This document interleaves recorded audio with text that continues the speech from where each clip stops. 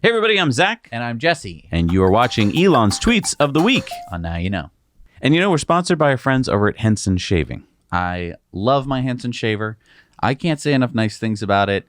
And I think that you'd like one too. You're probably going to want a Henson shaver. It's really great just because... I mean, what makes it so special though? So there's this thing that I learned, which is that multi-blade cartridge razors aren't very good for your face because you're hitting it with multiple blades all at the same time. I thought that was better. I thought 5 blades was better than 1. It's not. It's just you can add a number to it, and that sounds great. Having one blade actually gets you a pretty great shave, and the thing is, it's not going to irritate your face or wherever you're shaving. It's kind of like in carpentry. I don't have a chisel that has like 5 blades on it. Right. I mean, you can always make multiple passes if you need to, but having one blade is really nice. So safety razors are great. The problem is they're actually really hard to use, which is why you don't see a lot of people using safety razors and why they're scary. The Henson razor has very little blade exposed. It's way easier than when I was like learning to use the safety razor, and it's so much nicer. You get such a nicer shave just because of the way that they designed it. It also, you know, it cleans nice. Everything is nice about it, and it's made out of just metal. And just really well made. It's going to last you a lifetime. And if you order it now and use our code NOWYOUKNOW at checkout, you'll get 100 free blades. So that's nice. Over 200 shaves because, again, they're double-sided razor blades. And that is going to last you a very long time. And a new box of blades is like $10. So if you do the math, it's like 10 cents a shave. Even if you throw a blade away every time, you can get it down to 5 cents a shave. It's very cheap, and you're using a fresh blade every time, and your face is going to really appreciate it, or your legs, or whatever you're shaving. Money saving and sustainable. I like it. All right, so Teslarati tweeted out that Toyota adopts Tesla's camera-only approach to self-driving development. And Elon went... It's good to see that they're finally getting it. I think also Toyota notices that buying LiDAR is expensive. And since you can't make it work with LiDAR, might as well try Elon's approach, which is a lot cheaper, which is cameras are cheap. Yeah, since they waited this long already. Stock Market News tweeted out Elon Musk today filed for his sale of 371,900 shares of Twitter, reducing his stake in the company to 9.1% from 9.2%. Elon says no sale took place. Initial share number filed was incorrect. Okay, so he didn't sell anything. And that's why it's so important. Like, everyone just thinks that if you tweet it, it's the truth. It's nice that Elon actually went on there and corrected it. You know, the report got filed wrong. The 5 biggest shareholders of Twitter, by the way, Elon is number 1, Vanguard Group, Morgan Stanley, BlackRock, and State Street Corp.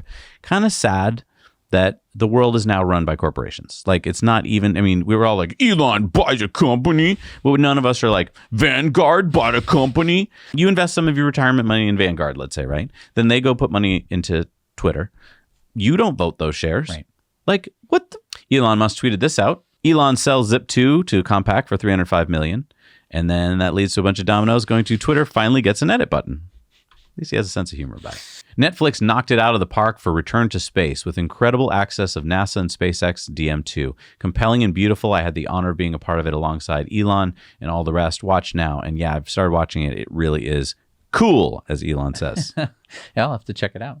Elon tweeted out, great work by Tesla Texas team, built and delivered first Giga Texas production cars and threw a killer opening party. And if you want to watch our live stream and our recap video, that's up on our channel because we did a live stream of the whole event. Lex Friedman said, it was fun. The size of the factory and the scale of production is surreal. Congrats. Tesla owner Silicon Valley tweeted out that Cybertruck looks straight out of a video game, CGI IRL. Elon said Master Chief would love it. Ha ha ha. Yeah, that's my Halloween costume for the next 25 years. Neil Dunn said, did you build it for military applications? Are these for platooning? And yeah, we were wondering about those as well. We had all sorts of comments about what they could be. Platooning, I didn't think of that though. What do you bolt the trucks together? Or they like click together like trains? Turns it into a bridge? I don't know. SpaceX tweeted out Falcon 9 launches the first all-private human spaceflight mission to the space station. And this was one day after Cyber Rodeo. I know. Busy guy. He's a busy Elon fella. SpaceX tweeted out the AX-1 on orbit. And Thomas Zurbuchen said, okay, SpaceX, this was one of the best looking booster landings I have ever seen, ranking all the way up there with the first ever booster landing, the first Falcon Heavy, and the emotional S6MF landing I attended. The 2 camera shots and lighting was amazing. Even though I was always excited about utilizing flown SpaceX boosters on principle and also the impact on mission cost, I've changed my opinion about them slightly. I now prefer previously used boosters over totally new ones for most science applications. And Elon said, flight proven. Makes sense. Renata tweeted out these really interesting charts here. She said, a SpaceX launch with a brand new Falcon 9 booster is such a rare sight these days. So check this out. It's hard to understand at first.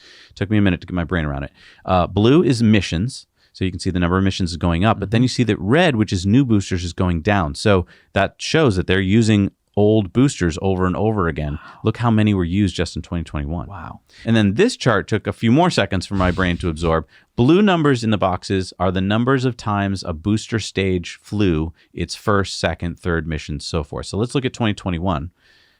2 boosters flew their first, 4 flew their second, and so forth. Oh my gosh. So, out of those 31 missions, look how many were repeat, and it's going to just keep growing. So each time you reuse that booster, you're saving so much money.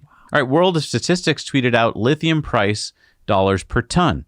And let's start in 2012, $4,400. Let's go to this year so far. Ouch. Wow. The good news is when the price goes up like this, lithium mines start coming online like crazy. Yeah. So I wouldn't worry too much. Elon said price of lithium has gone to insane levels. Tesla might actually have to get into the mining and refining directly at scale unless costs improve. There's no shortage of the element itself, as lithium is almost everywhere on Earth, but pace of extraction and refinement is slow. Pranay said, theoretically, it would be possible to convert the entire U.S. fleet to electric using only the lithium in Nevada.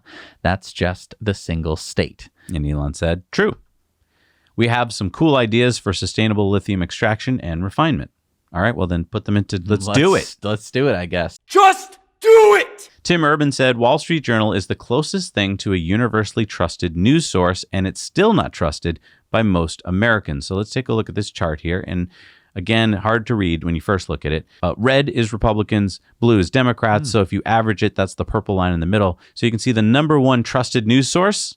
The Weather Channel. The Weather Channel. That's not good. Then PBS, BBC. Well, I mean, that's only on average, but I mean, the tightest is the Wall Street Journal. Right. That's and so basically that's why he's saying that. And Elon said, truth is the first casualty. Weather is fake. I seen the Truman Show. Now, if you're wondering what he's referring to, that's the movie with Jim Carrey where he lives in a bubble. Go watch the Truman Show. It's a great movie. Great movie. Siddharth said, also must give ratings to news sources based on fake news as a percentage of total news, lower the better. Elon said fake news purveyors would have hysterics, but a rating system would improve quality of news greatly. And I just want to stop there for a second. Yes. A rating system. It works for all sorts of things like reviews on Amazon, right? Going on Yelp. You Movies. pick things based on reviews now. It's a great system because Yelp is fake. Yelp is fake. I totally agree. But so many things that you buy and that you do are based on reviews. It helps a lot of times. I'm not saying it's perfect, but especially if you're getting it from a trusted source, like if you believe that Rotten Tomatoes is good, then it helps you to pick good movies. Here, if you had a trusted source that could tell you like, this is a better news site than that, wouldn't that be great? Or a better article writer than that one. Like it could even go that deep. And I think that would be great. International Space Station tweeted out the SpaceX Dragon Endeavour with 4 Axiom Space astronauts is holding 20 meters away from the station as the station crew works a video routing issue. This was really cool. Basically, they had to hold in space. Yeah. And they only had, I think, 2 hours of propellant. So, you got to get it done.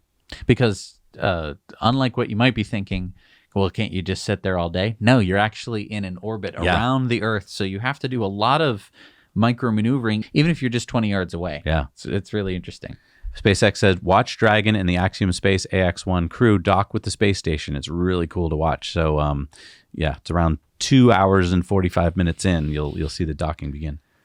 Elon tweeted out, most of these top accounts on Twitter tweet rarely and post very little content. Is Twitter dying? So let's take a look here.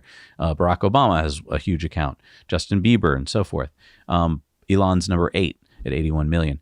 But I would argue, that a lot of these, people don't tweet out anything that interesting, or they're just kind of self-promoting. And I know Elon self-promotes too. But here is a chart of Twitter user growth. And you can see that, it has had an uptick lately, but for the most part, it was really flat for a few years. Elon went on to say, now subtract crypto scam accounts that Twitter constantly shows as real people in everyone's feed. Holmar's catalog said, seriously, if there's one thing you can help Twitter with, I hope it's this issue. Wreaks havoc on the signal-to-noise ratio of the platform. And Elon said, absolutely, he agreed. Then he went on to tweet this tweet, which was later taken down. Convert Twitter San Francisco headquarters to homeless shelter since no one shows up anyway. And this was a poll, and overwhelmingly people said yes.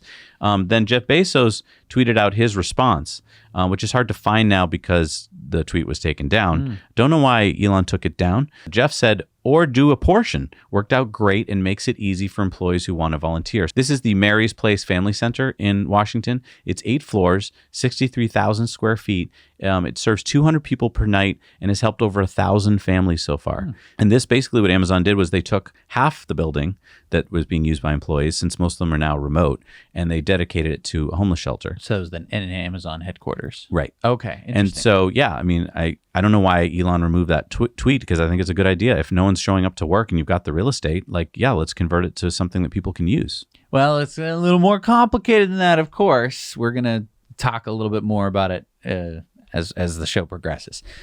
Elon also asked, should we delete the W in Twitter? And I don't know. Elon, like, he does this a lot where he'll talk about, like, let's start the Texas Institute of Science and Technology. Technology and science. Right. And it's just like, are you 12, Elon? Like, really? Well, I think that he has this, it's a very internet-y sense of humor. I think that I don't think a lot of people who aren't like meme lords like Elon kind of have this sense of humor, which is like very juvenile.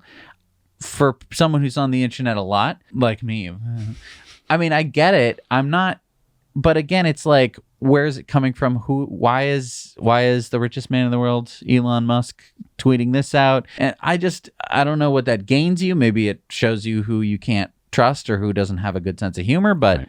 I don't think it was that funny to begin with, but I don't know. I know that there's plenty of people who found it hilarious. So Mark Andreessen said, laptop class, Western upper middle class professionals who work through a screen and are totally abstracted from tangible physical reality and the real world consequences of their opinions and beliefs. Synonyms, professional managerial class, Orwell's outer party. And Elon said, disconnected from what it takes to make stuff. And I mean, this is kind of scary if you think about it, because I mean, if this is true that we're getting to Orwell's outer party, if you've read 1984, the people who control things but don't really know how the real world works. I don't know. I don't know these people, so I don't know what they do. Are they actually programming things and they're necessary, or are they all just kind of like, you don't know these people? What are you talking about? Well, I don't know too many people in my circle that are these people. Do you? Oh, in your circle. I mean, I know interact, of them. I interact with a lot of these people on a daily basis. But yeah, you're right. We typically tend to deal with people who have, do physical stuff. I'm not saying like labor. I'm not saying but who know how to do things. It's a really make things. It's a really important point to be able to make things with your hands.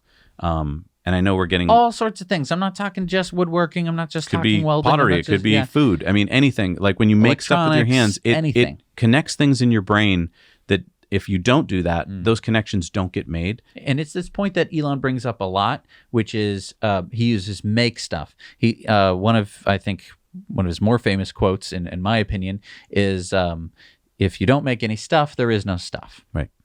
It's profound. It's so simple, but it is yet so profound. And I think that he really values making stuff. He makes a lot of stuff. Yeah, but think about it. How many people can make stuff at all? Right. It's and that's why he was responding to Mark's tweet there.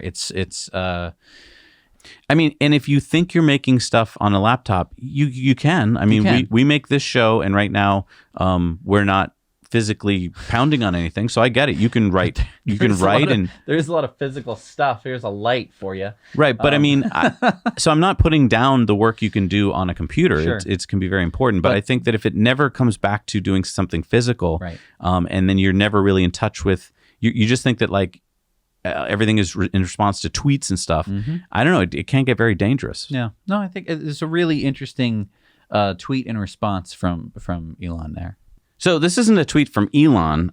This is a tweet from Tank, but Elon liked this tweet, and I think it explains how he feels about Twitter a little bit more. Let me break this down for you. Elon became the largest shareholder for free speech. Elon was told to play nice and not speak freely.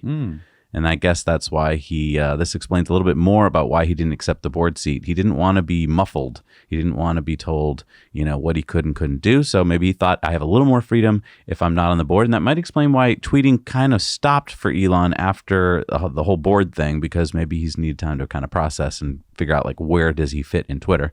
Earlier in the week, he tweeted out 69.420% of statistics are false. That's a typical Elon tweet. And this is interesting. Earlier in the week, Beeple tweeted out that he did the visuals for the side of the Gigafactory. So he was really excited to do that. This is a digital artist. And Elon tweeted out that Beeple is double fire. And there's some images of Elon. One of them is Elon's first Twitter board meeting and how that could have gone. Interesting to see that just like at Giga Berlin, Elon wants to put, beautiful art all over Gigafactory, Texas. I think that's pretty cool. Hey, thank you so much for watching Elon's Tweets of the Week. We have no idea what's in store in the weeks to come. Is Elon going to get less tweety or more tweety now that he's a big shareholder of Twitter? I have no idea. What do you guys think? Comment down below. And thank you so much for joining us. We'll see you next week on Elon's Tweets of the Week. Now you know.